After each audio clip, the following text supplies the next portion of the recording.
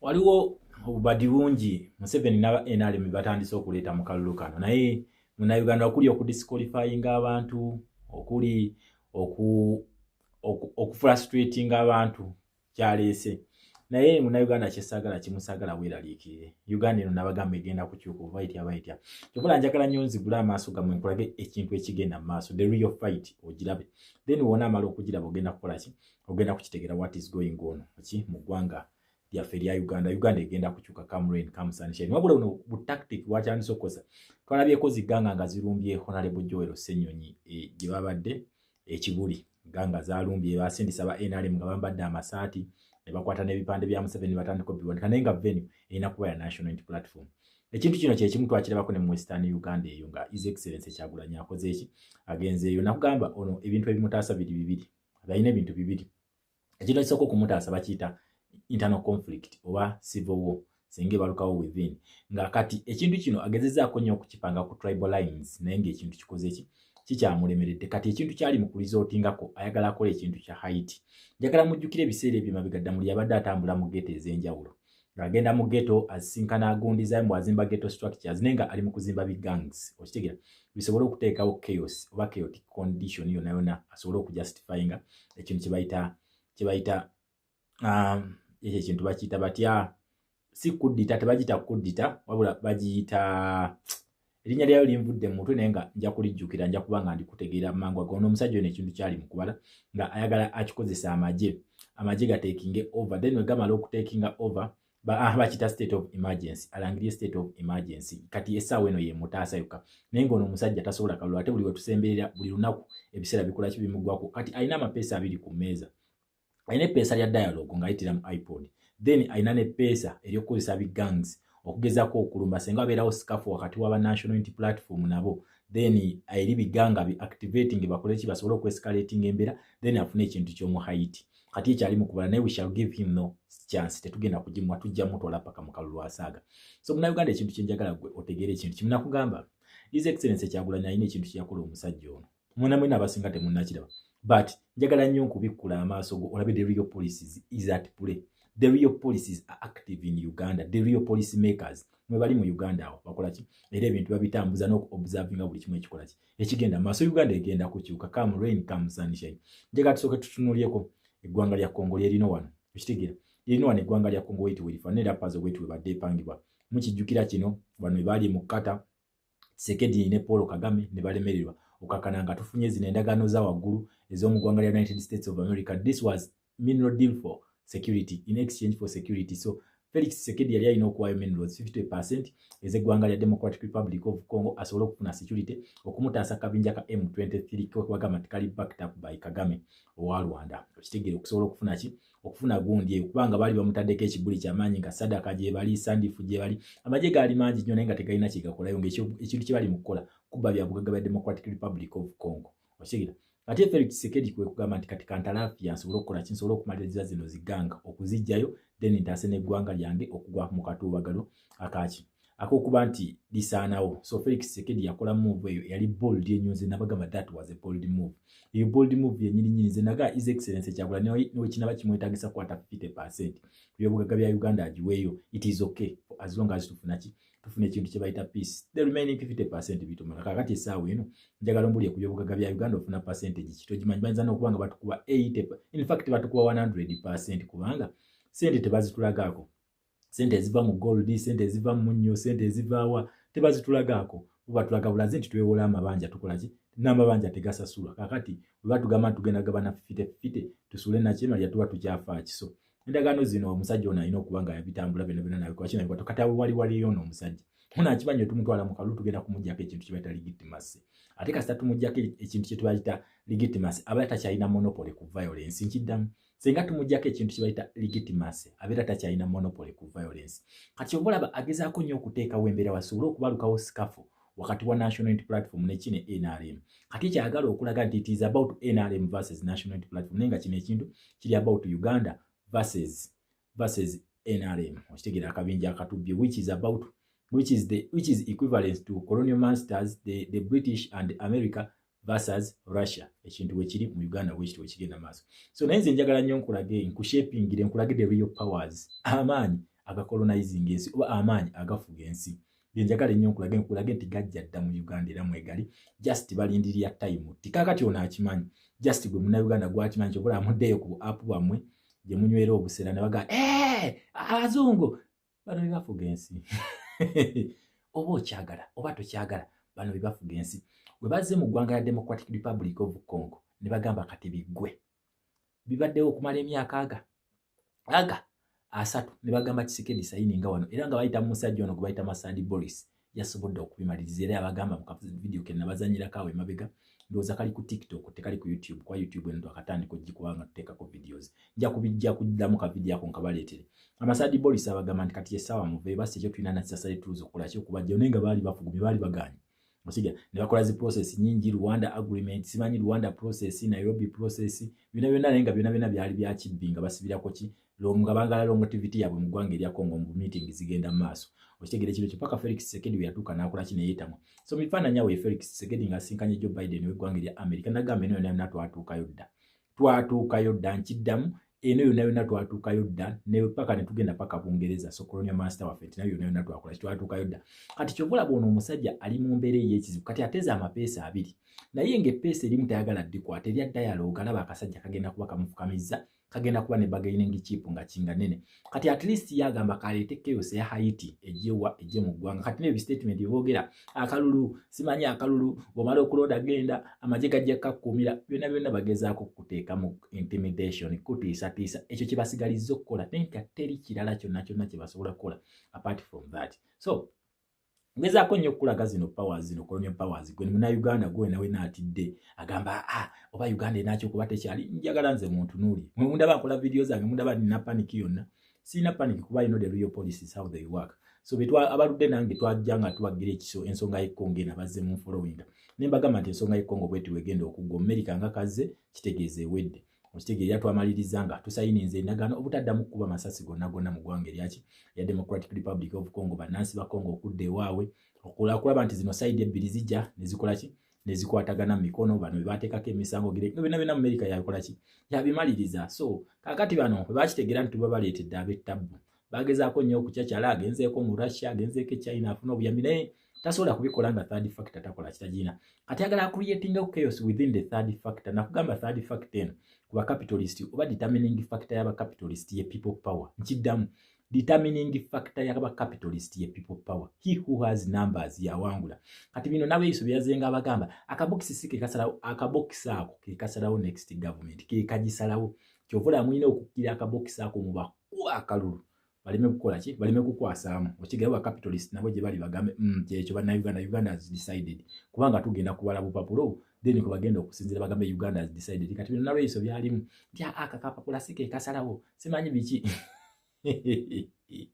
just yakadiye they don't know what is coming nayenze njagala nnyo munnayuganda nkuteeketeeke to understand the real policies bino byokusomesa tebijja tugasa nnyo wano muno kubona agenda this is an outgoing government wala bigenda tugasa nnyo mu government eddako tutegeere enfuga yaffe tulina fugibwa tutya balina tufuga batya tufugibwa tutya ebintu bino nga tubiconsidering nga tukugira the real powers Felix Tshisekedi ono gwe mulaba yalina emmundu ate yalina president yalina emmundu yalina amagye ng'alina ssente ng'asobola okukola kyonna naye abasajja bamugamba beera kuwolani ddayo mu bantu okitegera era yakwata ebyokulwanyisa byonna n'abiteeka wansi okulwanagana kubadde tekukyali wakati wa gavumenti na M23 nedda okulwanagana kw'abano kubadde nnyo wakati w'abaana aba people power ab'e Congo nakugamba Congo erina abaana ba people power babayita bawazalendo bo we beeyita bawazalendo bano basalawo ne bakwata emmundu baga kati ensi yaffe tugyetaaga okugijja mu mikono emigwira kati bano babadde bafuuse nnyo threat nga be balumba bali eri ne bakola kino bakuba nabamakuba abagenda Felix Tshisekedi agenda okusinkana Joe Biden mu ggwanga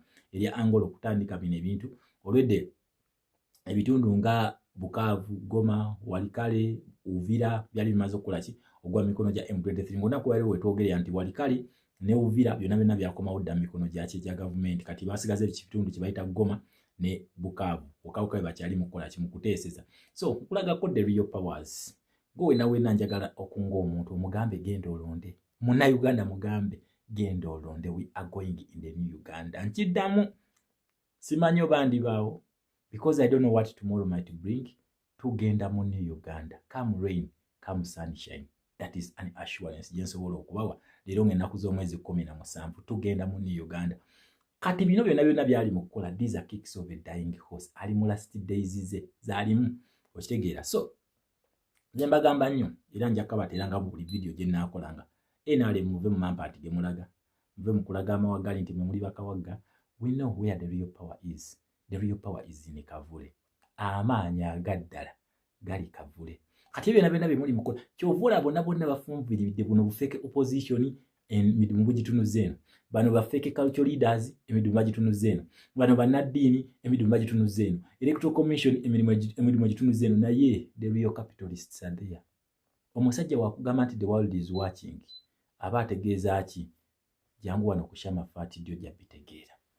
Ojja kubitegeera because we are living no stone unturned. Nakugamba eno revolution webeereeta ekuwa buli kimu kyewetaaga okumanya gwe notandika okutambula either nobeera mu direction oba novaawo n'ogenda mu divergent direction. Okitegeera ekintu ekyo. Naye nga nyongera okugamba nti Munnayuganda subscribing oteekeko notification button wemba ntaddeyo video eno osharingire n'abalala bakole ki basobole okufuna important information eno kubanga nakugamba nti ni Uganda tugenda kugituukamu naye tugituuseemu tutya? Ogiyingidde otya? Ogiyingidde nga w'obadde eno oba ogiyingidde ng'oli polished? So njagala nkolako how the real policy works. Kati bamaze okujja mu ggwanga erya Congo era bagambye kati twagala mirembe. Their next destination is Uganda. Nkiddamu, their next destination is Uganda. Lwaki? Olwashaping olutalo lwe bayita de-dollarization. Olutalo lwe bayita de-dollarization luno lwa Russia. Russia yaluteeka ku ggwanga erya United States of America, Russia ne China in combination. Bakreating akabinja ka BRICS kano kalimu ne South Africa weri ne South Africa yo baleka bagifudde yerebeye betwala bakawo Ramaphosa nga agenze mu ggwanga erya America asinkanye Joe Biden balina endagaano ze basayini. I mean asinkanye Donald Trump balina endagaano ze basayini ngaawo tulaba Julius Malema ayagala okulya entebe ya South Africa alwana nnyo okulaba nga atuuka mu ggwanga lya Bungereza bakarejectinga visa ze emirundi 2 kubamanyiira. Then tumulaba wano nga ze asinkanye ani asinkanya wino babwe Kenya asobola okumuwa connection. Kati amasanyalaze gali mu East Africa buyagala okufuga alina kujja wano okufuna connection. Amasanyalaze olina okugajjira ku kiyira ekyagulanyi deni ne bano wino babuze spark zino gundi ezitambuza zino ziwaya eza 3 phases ezitambuza amasanyalaze okugajja ku kiyira. Yeah. So Julius Malema twamunako kati these are the real policies. Kati laba abasajja bano basobola okustopinga ekintu kye Congo. Kakati ate Uganda kyangu nnyo. Ng'already ekintu kyogenda mu kiri mu policy yaabwe. Kiri tekyali mu policy yabwe kwali kulwanagana na kwetta bakustopinga naye ate gwe kati mu Uganda nga bigenda kubalemerawo. Mukigere ekiro ekyo. So saagala nnyo mubeere ku bunkenkera bintu bibakola abatu disqualifying nze bajjeyo no MP byonna bikolebwa to break your resolve. Oli okulaga nti w'amaanyi nnyo mu kalulu. Then wajjiba nena bagamba tetugenda mu kalulu biki kati nga namwe mulabanga ye option kumbe akuleadinga mu death trap. Bonna banyamutoro ba Aneti Amongo bamagugu abeewanguza mbu bayisewo ani opposite mbakakasa te okuweyisaawo n'okufuga byanjawulo. Kino ekisanja kigenda tuuka kigweko eno gavumenti tugenda gijjako. Kakati tubalinde kale mu gavumenti enaddako batubuulire candidature yaabwe yali etya baayitawo batya bajja tunnyonnyola. Okitegeera ekiro ekyo kiro nabagamba bino byangunyo bino position bino bebakwatirako ekiwaanyi simanyi ono bamudisqualifying nze ono ne badisqualifying nga Joel Ssennyonyi. Tulemezeko system tugikyuse. System tugikyusiza ku president. Wabula bino bibakola baagala ku frustratinga. Gwe bakuyingize mu ndowooza ndi akalulu bakabadda kye baagala okukola naye nkugamba teri kalulu ke babbye. Tewali kalulu ke babbye. Akalulu ffe tukalina okyalina akaluluko. Tugende tubakuba akalulu. Tumukuba akalulu kamuleme okubba. Adeni wageza n'alangirira ebibye. Tusituke ogenda kulaba kye bayita amaanyi ga capitalist. Omanyi ekintu kino nkikusomesa nga tonnakiraba. Naye abalaba ekkongawo nga yakatandika ng'olutalo lwakatandika ekkongawo nga lwakabalukawo musobola okunjulira ne mulaba ku maanyi g'omu capitalist. Yamusobola okukirabako. Ali mu Uganda. Kiddamu ali mu kalulu ka Uganda. Ali mu policy gye bayita democracy. Ekigambo the world is watching tokiyita mbu kiri slight. Esobola okugamba ekigambo ekyo tekiri slight. Ekigambo ekyo kina meaning nene. Okitegeera meaning nene nange gye sitasobola kumalyayo naye nga nakugamba ekigambo democracy lubeera lutalo. Olutalo wakati w'aba democrats ne ba capitalists ne ba communists. Ba capitalists ne ba communists. Tibali bagamba survival for the fittest gani lulu ono agamba kalulu. Munansi akole ki? Yeesalirewo. Kati ono tabirabangako. Ebyo byonna bibadde nga bijja nga biri his way. kati essaawa eno bakapitalist bamukutte emikono because the capitalist policy has to be respected. Okitegeera abakapitalist bamukutte emikono kyokka bannansi nammwe kennyini mumufuukidde ekizibu. Agezesaako buli avenue yonna yonna okulaba ng'akola ki nga at least ayitamu eno wave naye ekintu kikyagaanye. Kati essaawa eno ali ku frustration kwali abaana ku media mumulemezaamu, abakapitalist bamugamba ojja jjita, Kyagulanyi agaanye okupowa, abasibye n'asiba, abaana beeyongera bweyongezi. Kati ne bw'obeera ggwe tusaasire yobula bana abeevi bonna abantu be twabespektinganga kati nga banalweyiso nalweyiso edda ng'owulira linnya nalweyiso n'owulira ng'otidde nalweyiso naye kati kiyenje buyenje kiri awo. Okitegeera teri muntu ali awo amwana respect, abaana bamuyisaamu ekali bonna ebitibwa babinaabye kati bafuuse eki bye bafuuse ebyenyinyalwa. Okitegeera ekintu ekyo bafuuse ebyenyinyalwa abaali ab'ebitiibwa kiva ku ki egamanyi gaffe ge tulina ye frustration. Kati buli omu alowooza nti asobola okukola kyakola okusobola okutaasa. Omanyi bakugamba omuntu wabeera agenda okufa adda engulu. Okitegeera asobola okudda engulu n'akola yabadde takola, n'anyumya n'alya, asobola n'osituka n'ayoza engoye naye naaza n'okwenaaza bulijjo gwe munaaza naye nga ali mu last days era waba wakayitawo akaseera katono ng'obulwadde bweyongera tadda ngulu ng'akola ki ng'afa. Kati bano eyo stage gye balimu, eyo stage gye balimu ey'okufuna cardiac naye yo tebeera na cardiac arrest kubanga cardiac arrest omutima guzikira omulundi gumu. Naye bano bakyafunye chance y'okulaba nti bafuna ki, bakyafuna dialogue, babawadde ekintu babagamba repent. Kati bo waneno mu repentance period baagala at least bakuliyetingemu ekintu ekinene ennyo ekyaki. Naye nga kugamba gwe Munnayuganda njagala otunuulya embeera ya Congo kwoba ogumira nti olunaku baire baba nti nno eyo framework deal gye basayininze nga bannansi ba Congo bagenda kudda ewaka, then ate gwe Munnayuganda okitegeera, ate gwe Munnayuganda kyo gaffe Katonda twamukola ki okitegeera, Katonda twamunyiiza nnyo okutugira. So nze kyensaba ekintu kimu abaana ba people power, however provoked we are, tugezeeko nnyo okufollowinga ba leaders baffe instructions ze batuwa. Amidst provocation gye batukozeeko, Honorable Joel Ssenyonyi yagambye temubakuba wabula mbawerekere buwerekezi bakole ki bagendera ne bazanyo ne discipline abaana ba people power gye mwakoze okitegeera ekintu ekyo temwabakubye. Banange tugenda kutuuka mu Uganda, ekyo kyo nkibabuulira, tugenda kweyagalira mu nsi yaffe, tugenda kuzimba ensi yaffe, tugenda kufuna buli kye twali twagadde ne life expectancy yaffe egenda kubanga yeeyongera. Lwaki? Olwa improved health care system egenda okubeerawo. So zekyesaba buli Munnayuganda topowa, togwamu ssuubi mwana wa mama. Buli owulira ng'oggweddemu essuubi noonya ku peegi yange ojje, nze ngenda kukubuulira ate nga kye ngenda okubuulira kyekituufu ogenda kukiraba in your lifetime. Abaludde nange mu gundi ya Congo, you can witness to this. Okitegeera, you can witness to this. Abaludde nange ku pages zange mukiraba. Mugamba ekintu kimu gwe just subscribe, teekako notification, then omale osirike. Osharingira abalala obagambe nabo basubscribinge omale osirike. Okitegeera ekintu ekyo omale osirike. Nze siri forward siri gundi nti wali wampa information ejigira nkusomesa the real policies how it works. Kubanga bwetyo weekola. Nze nkuwa reality y'ekintu gye njagala olabe. Open your eyes to see this. Gwe ddayo noonye story ya Congo yatandise etya. Wano just njikuwadde mu bifaananyi nange ne njikuwa mu brief. Nkuwadde brief note about story ya Congo. Kakati gwe njagala oddeyo story ya Congo eno oginoonyerezeeko olabe yabadde etya, yatandika etya. Kyagulanyi movement sigi zaakoze. Kati wonna amanya movement za His Excellency Kyagulanyi zaakoze ogenda kumanya where we are going next. Okitegeera, we are going in the new Uganda. Come rain, come sunshine. Tugende tukira obubox. Tumukuba akalulu. Kasita tumukuba Buganda 90%. Nate Buganda tusobola n'omukuba 99%. Kyobulaba yerijjira mu bitundu biri ebirala ya disqualifying abantu enatutya. Buganda tusobola omukuba 99% n'atakwasaamu. Ne tujja mu Busoga ne tumukuba 90%. Ne tujja mu Northern ne tumukuba 60%. Abatakyalina kyatugamba. Kiddamu. Mu Western ne watukuba 100%, ekitasoboka wadde tukuba 50%. Abatakyalina kyatugamba. Ekyo kibabuulira. Then kati tulinde Simon Byabakama. Nga tumaze omukuba 99 ku 90 ku 60 ku 60. Okitegeera, tulinde Simon Byabakama atuzanyireko. Watuzanyirako tumugambe mukulu. Twakebalidde tukatekeera. Mugenda kulaba amaanyi g'abakapitalist.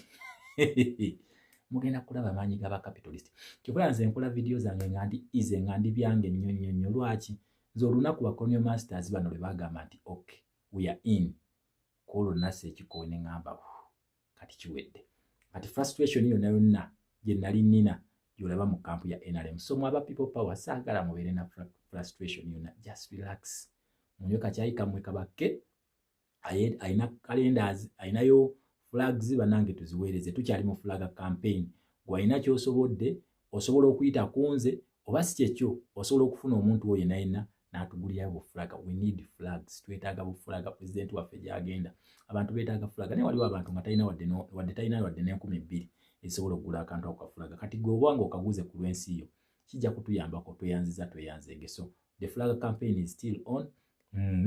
Inayo ka support ng'ayagala kusponsoringa baana abo bali ku ggaali ya president. Yes, ekirungi nti n'ennamba yakendedde bagikendeezezzaako. So osobola basponsoringa ne tulaba nga tukola ki, tulaba nga tugguse olutalo. N'olutalo lwaffe bannayuganda, teri muntu agenda kulutulwanira okuggyako nga ffe bakoze eki.